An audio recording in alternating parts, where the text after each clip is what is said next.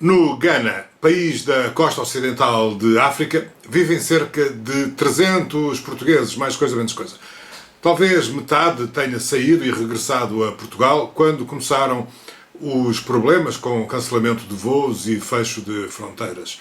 Mas a outra metade ficou.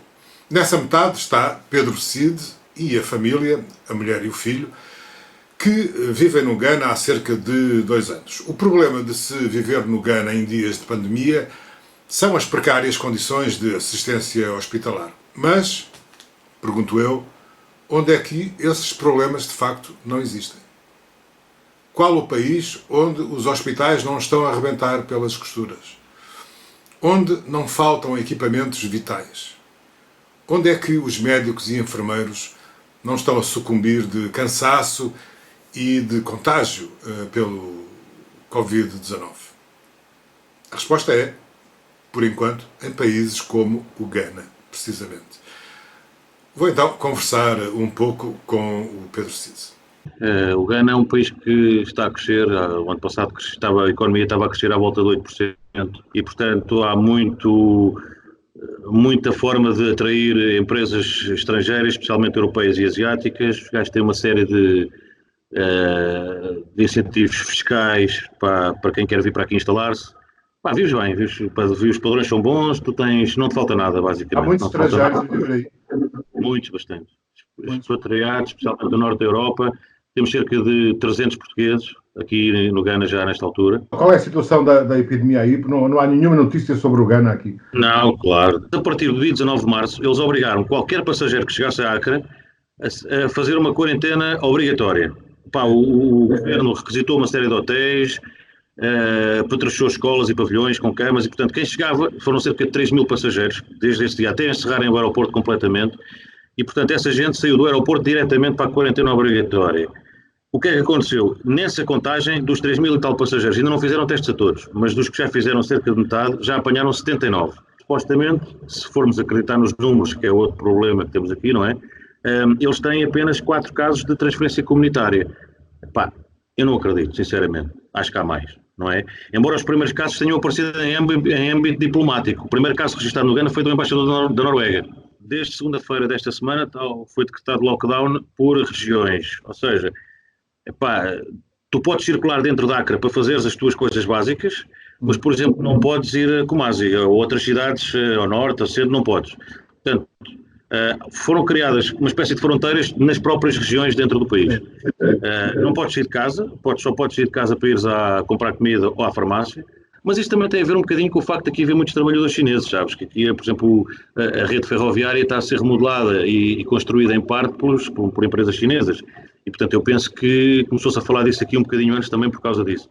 E notei alguma assertividade na forma como estavam a implementar medidas. Olha, um exemplo simples é no dia em que foi detectado o primeiro caso, no dia seguinte, no café que eu costumava vir aqui, já estava tudo de máscaras e de luvas. Para mim, o que foi surpreendente foi eles tinham um plano de ação preparado. Quando o primeiro caso foi anunciado, que foi o embaixador da Noruega, 1 hora depois houve ordem nacional para fechar as escolas. As escolas fecharam logo, foram proibidas as missas, porque isto é um país muito religioso, isto foi um problema, aliás, os primeiros tumultos que houve, 2 ou 3, foi nessa fase inicial da proibição das missas. Foi complicado, a polícia teve que intervir, etc. Agora já está tudo mais calmo. Fecharam as escolas e proibiram as missas. No primeiro dia, quando foi anunciado o caso do primeiro contágio local, então aí basicamente fecharam o país, tomaram medida dos passageiros que chegaram, etc. Eu penso que eles tinham 2 planos de ação programados e cumpriram-nos. E este é o terceiro plano de ação, que é o lockdown. Estamos em lockdown. Curiosamente, um facto muito interessante aqui, nós temos aqui uma grande empresa alemã que trabalha diretamente com o governo do Ghana, que é a GIZ. Essa empresa tem à volta de 800 trabalhadores e o governo alemão recomendou que eles ficassem aqui, que não fossem para a Alemanha. E, portanto, o que é que aconteceu? Alguns ficaram todos e alguns ainda trouxeram as famílias para cá. Tenho aqui um vizinho que está sempre sozinho, agora está com a mulher e com os filhos aqui. O que foi curioso e que nos, de certa forma, descansou um bocadinho, porque nós estivemos muito indecisos, vamos, não vamos. Se por acaso a situação se complicar e vocês não conseguirem sair, as condições sanitárias hospitalares, de atendimento hospitalar, como é que são? Basicamente o que nós temos que fazer aqui é não apanhar a doença. Exatamente, é não ir ao hospital. Porque se apanhares a doença e precisares de suporte hospitalar, vai ser muito difícil, vai ser complicado. Temos aqui uma coisa interessante, se calhar não há na Europa, os tais medicamentos que dizem que funcionam de ataque à malária aqui são comuns. Olha, Pedro, se for preciso ajuda de Portugal, vocês têm algum contacto estabelecido aqui com o Ministério dos Estrangeiros ou com a Embaixada aí? Como é que é? Nós não temos embaixada aqui, Carlos, aqui não há embaixada de Portugal, nem sequer consulado. Temos um cônsul honorário, um senhor que está no Ghana já há 40 anos e que é uma espécie de cônsul honorário. Nós pertencemos todos a um grupo de WhatsApp, os portugueses, e ele vai-nos dando informações. Por exemplo, ainda hoje de manhã nos disse, atenção, amanhã há um voo da KPLM, requisitado pela Embaixada, quem quiser ir daqui para Amsterdão pode ir, é um voo de evacuação. Porque só para te situar, o governo do Ghana fechou o aeroporto completamente e só abre o aeroporto com este formato, voo de evacuação. Já houve uma série de voos, na segunda-feira passada os canadianos foram embora, alguns americanos também já foram, portanto, amanhã vamos ter um voo da KPLM, aberto, obviamente, preferencialmente a holandeses, mas o avião é grande e pelos vistos acho que não há tantos holandeses aqui, eles abriram outros cidadãos de Estados-membros que quisessem ir. Conhecimento que eu tenha, pelo menos no nosso grupo do WhatsApp, nenhum português irá, porque depois não tem a certeza de que consegue fazer a ligação como deve ser de Lisboa, e as pessoas hoje em dia preferem não arriscar. Em caso de o que nos tem sido dito, nós, portugueses aqui, a nossa embaixada de registro é a da Nigéria, a Abuja.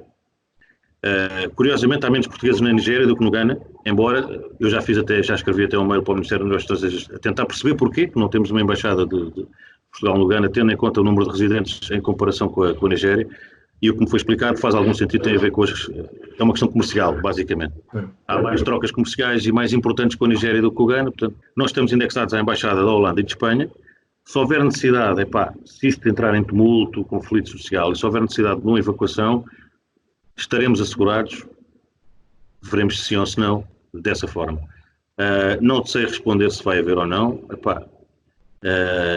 As pessoas aqui são muito pacíficas.